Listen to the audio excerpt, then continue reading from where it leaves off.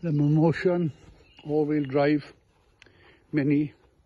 It's been doing my lawn today, and I've been out enjoying myself. Anybody that knows me, I know I'm quite fussy about my lawn. Always mowing it with a roller and striping it and everything. But I gotta be honest, so pleased with this Mammotion. As you can see, look at those lines there. Not roller lines, it's just the way the cuts are. Cuts up and down. Look at that for the finish. Just unbelievable. And that's across the whole lawn. It's programmed to go over that footpath and cut the other small lawn on the other side. Okay, all around these obstacles.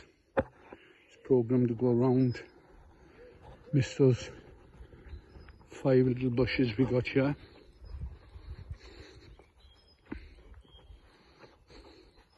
I can't speak highly enough of it. I gotta be honest, I've heard a lot of criticism, whatever, and to be perfectly honest, like I say, I'm really fussy, but I got to be honest, I can't find fault in it.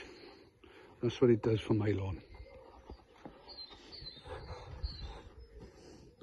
Like I say, it's programmed to go around all these obstructions. There's a little grass in the middle there, around that, around the base there, around that grass, and around the large grass.